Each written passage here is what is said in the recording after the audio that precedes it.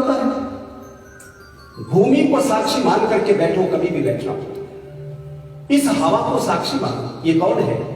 ये हवा कौन है?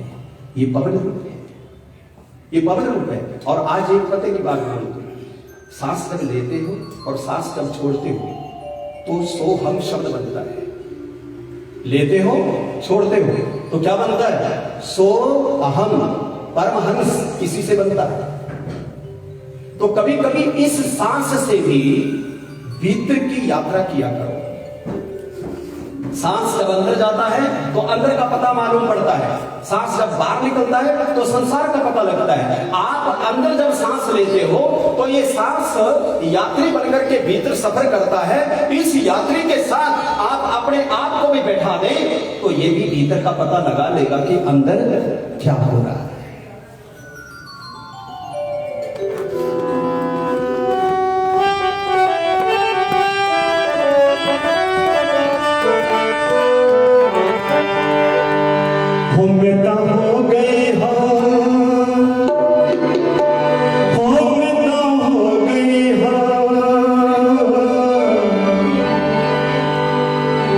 यही है संस्कार।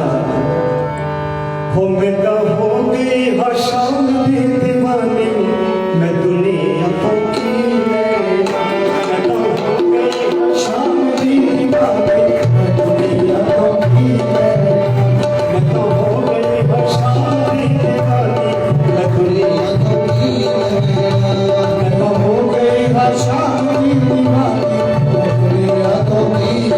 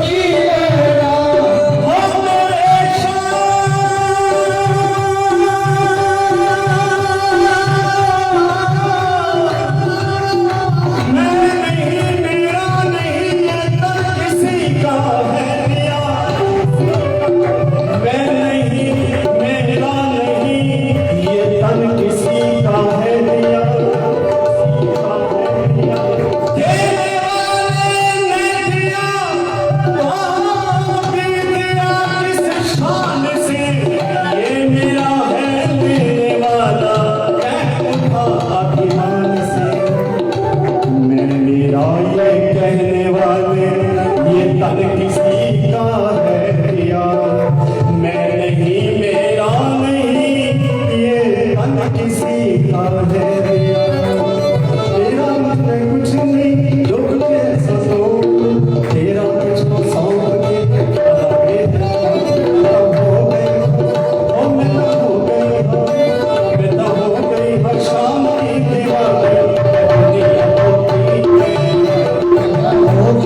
शांति मिलेगा तो मिलना। जिधर देखता हूँ उधर तू ही तू है। कोई बात ताली मेरे नाथ की। जिधर देखता हूँ उधर तू ही तू है। हर शहर तेरा जज्बा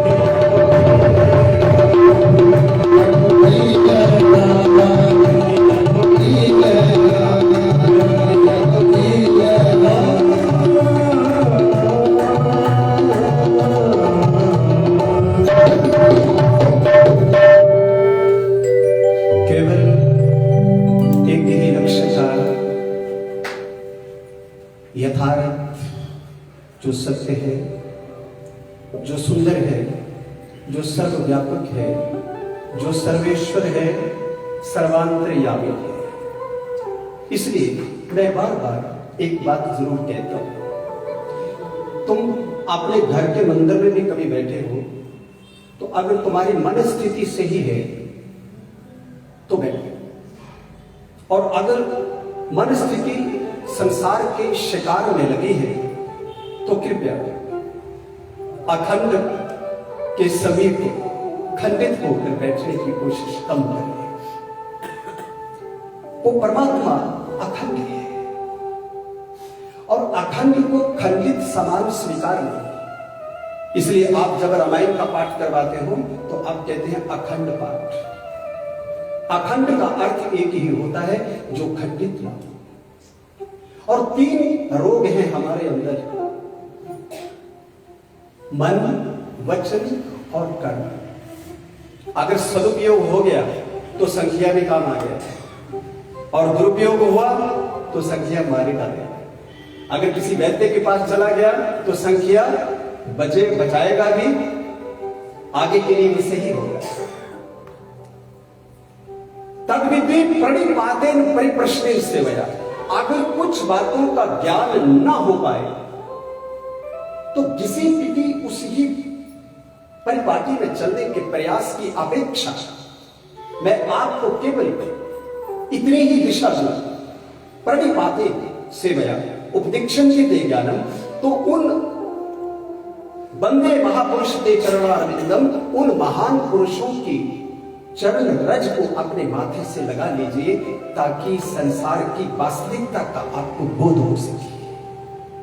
किसी पीछे नहीं चल रहा है। मैं पटना में था, मेरे समीप कोई एक जैन संत आए।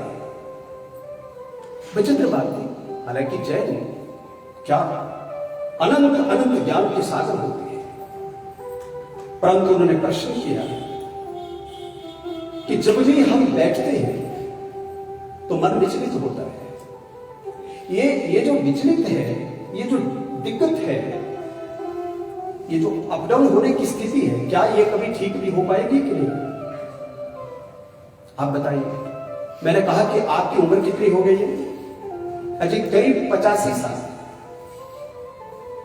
85 साल द्रोणाचार्य और अर्जुन की मुझे बात याद आ गई कि जब धनुष्वान जब अर्जुन ने उठाया और निशाने पर था तो गुरु ने पूछा, बेटा ये बताओ निशाना कहाँ है, बुद्धि कहाँ है, विचार कहाँ है, तीर कहाँ है, हाथ कहाँ है, उंगली कहाँ है? तो अर्जुन ने एक ही लक्ष्य दिया कि निशाने पर है गुरुदेव, निशाने पर है। वो निशाना आज तक नहीं लग पाया, 85 साल के। और बहुत सारे लोग जो स्वयं को छिपाते हैं और सत्य दिखाने में शर्म महसूस करते हैं। यथार्थ को छुपाओगे तो रोग बढ़ाओगे, यथार्थ को छुपाओगे तो रोग बढ़ जाएगा। इसलिए प्रयास ये करना चाहिए। भगवान कृष्ण ने ये कहा कि तद्विद्धि प्रणिपातेन परिप्रश्नेन सेवया, कि जब भी तुम्हें रुकावट आती है भक्ति के मार्ग में, किसी प्रकार का कोई किंतु परंतु आपके भीतर प्रविष्ट होता है, तो परिपातेन, तो किसी महान पुरुष के चरणों में लौट जाओ और विनम्रता पूर्वक प्रश्न करो। मेरी कई बार ऐसी स्थिति होती है, हम कार्यक्रमों में रहते हैं, कई बार ऐसी स्थिति होती है कि जैसे मैं क्या बताऊं आपको कि पूछने वाला ऐसे लगता है जैसे कि वो सुपर हेड होता है और हमें, हाँ जी ये ऐसा हो गया, ऐसा कैसे हुआ? उसका ये ढंग होता है बोलने का। आप बताइए कि उसको क्या बताया जाए? उसने विनम्रता नहीं सीखी, उसने झुकाव नहीं सीखा, उसने जिज्ञासा नहीं सीखी, उसने इच्छा प्रकट नहीं की, उसको बैठने का ढंग नहीं आया, तो समझाने वाला भला क्या समझाएगा? आप ही बताइए।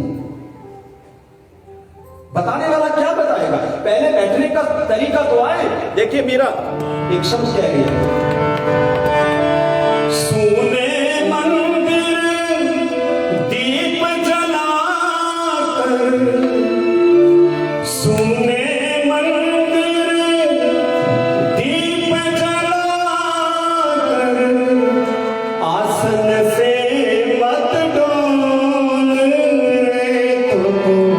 पिया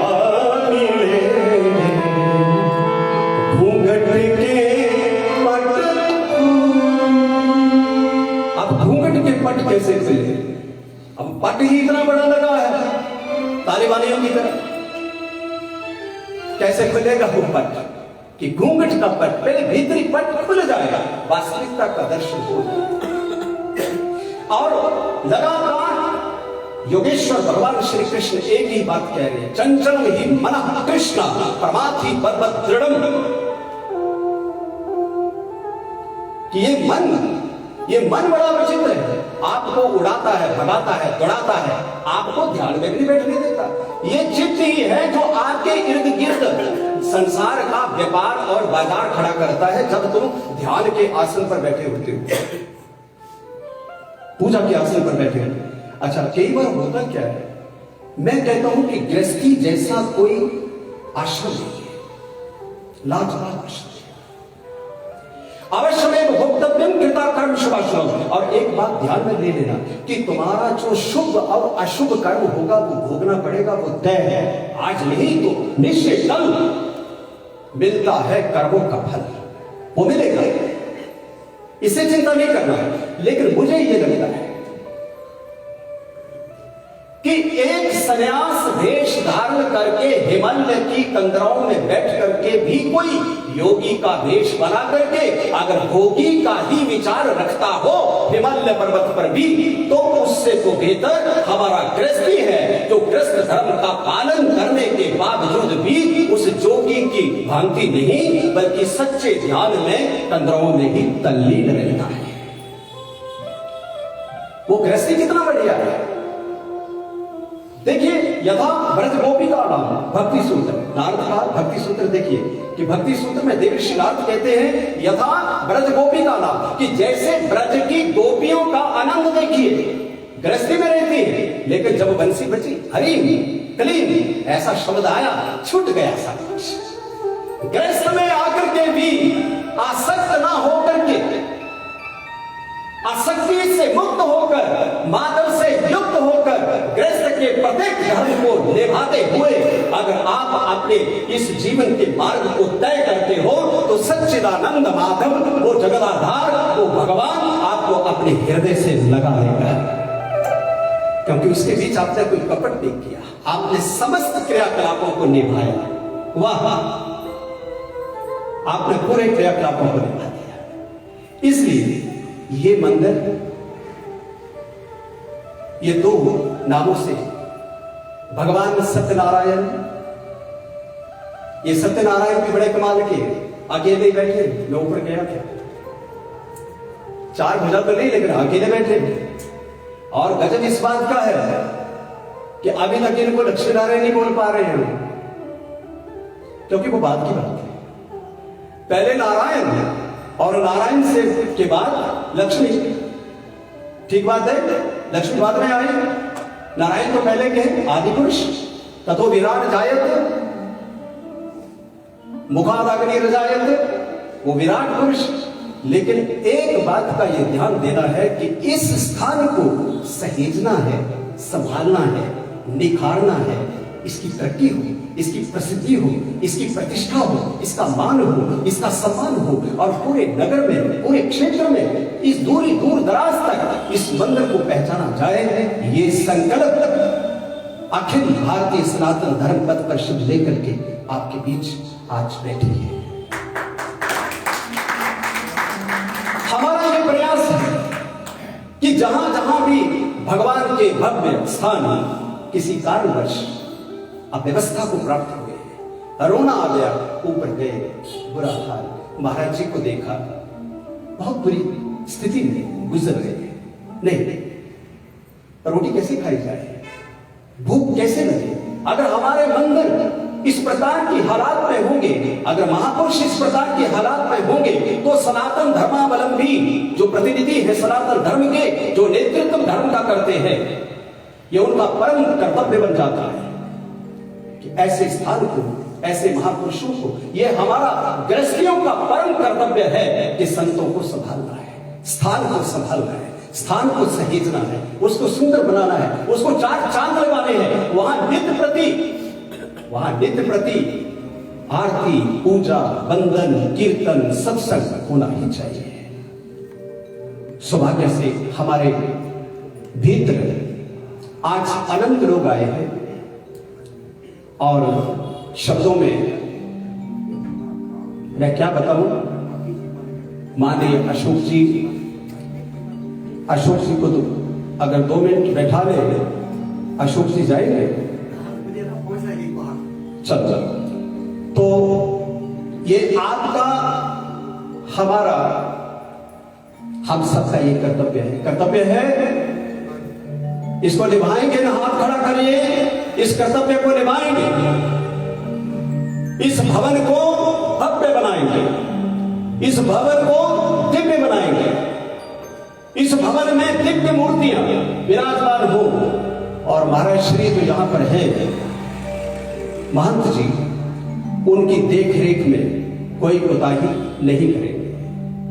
और अगर मैं पठानकोट में रहता हूं तो आज से मैं प्रण करता हूं, सनातन धर्म पथ परिषद के मेंबर यहां बैठे हैं, आज मैं प्रण करता हूं कि अगर सब क्रियाकलाप ठीक चलता रहा, अगर मेरी भी अनुपस्थिति रहे तो भी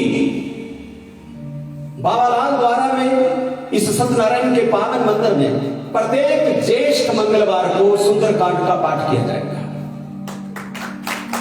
प्रत्येक ज्येष्ठ मंगलवार हमारा पूर्ण प्रयास रहेगा सुंदरकांड का पाठ। अरे मंदिरों में गीत ना हो, कीर्तन ना हो, भजन ना हो, सत्संग ना हो तो क्या हो।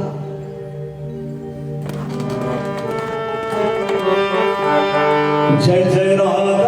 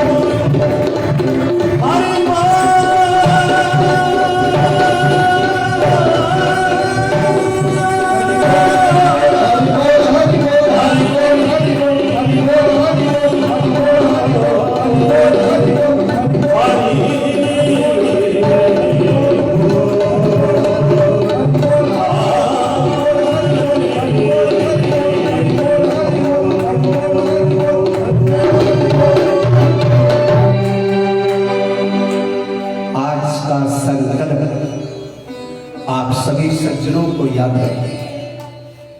मैं इस संस्था के अखिल भारतीय सनातन धर्म पथ परिषद के मुख्य रूप से हमारे संस्थापक पूज्य श्री राकेश शास्त्री जी यहाँ उपस्थित है, श्री रूपलाल शास्त्री जी यहाँ पर उपस्थित है, हमारे श्याम जी, रवि जी, मंगल जी, अनेक लोग यहाँ शास्त्री नगर से, डॉक्टर केवल कृष्ण जी कहाँ पे हैं? मेरी तरफ तो लाइटें लगी हुई है, मुझे दिखाई नहीं दे रहा है। डॉक्टर केवल कृष्ण जी सामने पटो में बैठे, ये मेरा परम सौभाग्य है। ऐसे ऐसे बुद्ध पुरुष, भद्र पुरुष हमारे यहाँ पर उपस्थित हैं और सबसे जो महान विभूति हमारे बीच विराजी है, हमारे वयोवृद्ध और केवल अवस्था में ही नहीं बल्कि ज्ञान में भी वृद्ध हमारे श्री रूपलाल शास्त्री, जो कि उपाध्यक्ष है, और ब्राह्मण सभा शास्त्री नगर से जितने भी सज्जन आए हैं, हमारे जितने भी और सदस्य, किसी कारणवश कोई रह गया हो मुझे मालूम नहीं, आप सभी देवियां, आपसे तो पहले भेंट हो रही है या कभी पहले हुई हो पता नहीं, लेकिन सौभाग्य से आज इतना ही कहूंगा कि एक ऐसा बड़ा हॉल किसी राजा ने अपने 3 बच्चों को बनवा दिया है। बहुत बड़ा हॉल था और तीनों भिड़ने लगे। भिड़ंती ही दुनिया की रीत है। मैं पुनः कह रहा हूं, मुझे बहुत कुछ कहना होता है, मेरी समझ में नहीं आता कि मैं किस मुद्दे पर चलूं, लेकिन चलो यही मुद्दा अच्छा है। उसमें वो भिड़ंत जब करने लगे तो राजा अपने गुरु के पास, सदगुरु के पास गए और पूछा कि ये बच्चे बहुत भिड़ंत कर रहे हैं, मैं इन हॉल को, ये जो मैंने बना रखे हैं 3 हॉल बड़े बड़े, इनको कैसे बांटूं? एक कहता है मैं ले लूंगा, दूसरा कहता है मैं ले लूंगा, तीसरा कहता है मैं ले लूंगा। तो गुरु बोले कि ऐसा करो, उनको कहो कि जो इस बड़े हॉल को भर दे, सबसे पहले भर दे, उसी को ये बड़ा हॉल मिल जाएगा। ध्यान से सुनिएगा। सवाल ये है कि मानव देह सुंदर है, रूप से भरा है, पद प्रतिष्ठा से भरा है। हमारे नरेंद्र सिंह बैठे हुए अभी दिखाई दे रहे। अच्छा, संपत्ति से भरा है, गौरव गरिमा से, मान सम्मान से भरा है, इज्जत से भरा है हमारा। अब लेकिन अगर इसमें राम रतन नहीं पड़ा तो बाकी का धन व्यर्थ है, उसका कोई औचित्य नहीं। मैंने अभी बोला, धन धरा का इस धरा पर ही धरा रह जाएगा। धन तो सच्चा धर्म है जो अंत काल में आएगा। अब 3 हॉल कैसे भरने हैं? गुरु ने कहा कि अपने बच्चों को कहो कि जो पहले हॉल भर देगा उसी को बड़ा हॉल दे दिया जाएगा। अब बताइए कि वो क्या भरे? अब ये जो शरीर है इसमें भी कुछ भरने वाले हैं ना, और वो हॉल की तरह ये शरीर है। अच्छा, इसी शरीर में यदंडम तद ब्रह्मांडम, कि जो अंड में है वही ब्रह्मांड, जो ब्रह्मांड में है वही अंड में, जो इस शरीर पिंड में है वही ब्रह्मांड में है। यद पिंडे तद ब्रह्मांडे। अब कैसे भरे? अब एक ने क्या किया कि कबाड़ ले आया, कूड़ा करकट गंदगी ले आया और उसने उस हॉल में डालने लगा। हॉल 3 थे, बड़े बड़े हॉल थे, लेकिन वो कचरा डालता रहा तो भरा नहीं। और दूसरे ने सोचा कि मैं कुछ और माल दुनिया का जो कुछ भी उठाना है उसको, कोई लकड़ी ले आया, कोई कुछ ले आया, कोई सामान, दूसरा तीसरा जो भी दुनिया का, वो दूसरा भी भरने लगा, लेकिन भरा फिर भी नहीं। हॉल इतने बड़े थे कि वो भरे तो भरे कैसे? अब तीसरे ने क्या किया? तीसरे ने क्या किया कि उसने देखा कि 2 भाई कोशिश कर रहे हैं, व्यर्थ हो रहे हैं, काम हो नहीं रहा, हॉल भर नहीं रहा। तो उस तीसरे ने क्या किया कि वहां पर एक टोकरी बड़ी सी फूलों की रखी। उसकी सुगंध से पूरा हॉल भर गया। क्या आप जीवन को ऐसी टोकरी से सुगंधित करके ये जो अंतरात्मा रूपी हॉल है इसको भरोगे? इसको भरोगे तो फायदे में रहोगे। फूलों की सुगंध से अगर भरोगे तो फायदे में रहोगे, लेकिन संसार के अगर कूड़े कबाड़ से भरोगे तो ना तो कोई जी सकेगा, ना बाहर रह सकेगा, ना भगवान को पसंद आएगा। क्योंकि जो सामान संसार का है वो तुम्हारा है ही नहीं। इसका मतलब ये नहीं कि इसका आप इस्तेमाल मत करो, करो जरूर करो, लेकिन तेन तक तेरे भुंजिता। एक ब्रेक लगाई उपनिषद ने। उपनिषद ने कहा कि ये तेरा नहीं है, ये सोच करके इसका इस्तेमाल करना। डिक्टेटर मत बनना, तानाशाह मत बनना, तेरा है नहीं, लेकिन तेरी जिंदगी को चलाने के लिए तेरे सामने है। इसलिए जितना तुझे चाहिए साईं इतना दीजिए। जा मैं कुटुंब समाए, मैं भी भूखा ना रहूं, मेरा साधु ना भूखा जाए। ये दृष्टिकोण लेकर के अगर आप धन का संचय करते हो तो कोई अधर्म नहीं है, कोई बुराई नहीं है, कोई पाप नहीं है।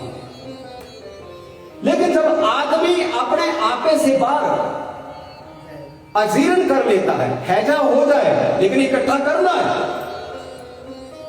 पंजाब के एक राज्यपाल थे चंडीगढ़ में, जहाज लेके जा रहे, मंडी की तरफ जा रहे थे। मंडी में वो जहाज टकराया, चूकना चूर हो गया। जहाज के अंदर नोट ही नोट थे, पता नहीं कितने बैगों में कितने अरबों के हिसाब से थे। वो मनाली मंडी के पहाड़ों से टकराया और उसका तो पता नहीं लगा, वो तो नामो निशान मिट गया। लेकिन नोट जो है वो चारों तरफ बिखर गए पहाड़ों में, उड़ उड़ करके, नाच नाच करके पूरे पहाड़ों को उन नोटों ने भर दिया। क्या गया साथ? अटैचमेंट टूट गई, खुल गई, बिखर गए। इंसान कहेगा कहीं गया। ये जीवन की हकीकत है, ये जीवन का सत्य है। इसको नकारो मत, इसको विस्मृत मत करो, इसको भलाओ मत। जो सत्य है उसको गांठ में बांध लीजिए। यही सत्य है, तब भी, अब भी, फिर भी। और उसने एक मुरली की ध्वनि बजा दी, श्री कृष्ण गोविंद हरे मुरारे। उसी लड़के ने एक मधुर ध्वनि लगा दी। अब उस बांसुरी से क्या हुआ? पूरा हॉल भी भर गया, स्वरों से हॉल भर गया, फूलों की सुगंध से हॉल भर गया। और उसने एक काम तीसरा किया, अगरबत्तियां लगा दी। 50-60 अगरबत्ती लगा दी, अगरबत्ती जलने लगी, उसकी सुगंध से पूरा हॉल भर गया। कूड़ा करकट नहीं डाला, कचरा नहीं डाला, कबाड़ खाना नहीं डाला, तीनों चीजें पवित्र। अब ये प्रश्न मैं आप पर छोड़ के जाता हूं कि आपके हृदय का जो हॉल है, आपके शरीर का जो हॉल है, आपके भीतर का जो हॉल है, इसमें आप क्या भरना चाहते हो, ये आपको तय करना है। ये आपको तय करना है। और मेरी बातें समझ नहीं आती। पूरी दुनिया ये बोलती है कि बहुत अच्छा है, बहुत अच्छा बोलते हैं। मैं प्रयागराज में था कार्यक्रम के बीच, वहां अभी मेरे को वैशाली में जाना है, बिहार में कार्यक्रम है, तो वहां पर भी लोग एक ही बात। मैं ये कहता हूं कि ये जो कुछ कहने का पीछे का जो शक्ति है ये परमात्मा की है, मेरा मुझ में कुछ नहीं है। लेकिन मेरा बोलना तब सफल हो जाएगा जब मेरे बोले 100 में से तुम 5% भी जेब में डाल करके निकल जाओगे तो मेरा बोलना सफल हो जाएगा। तो मैं मानूंगा कि मेरा कहना सफल हो गया। तो इस मंदिर में आइए, तेरा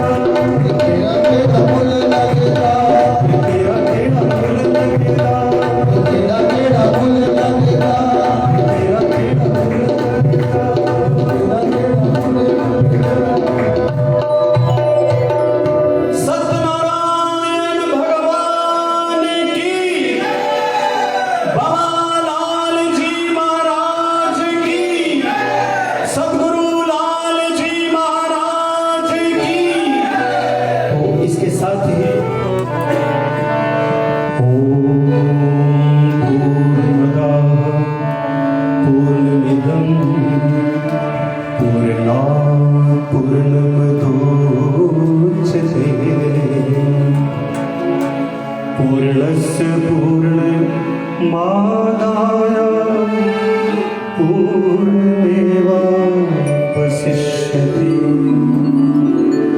ॐ शान्तिः शान्तिः शान्तिः। ॐ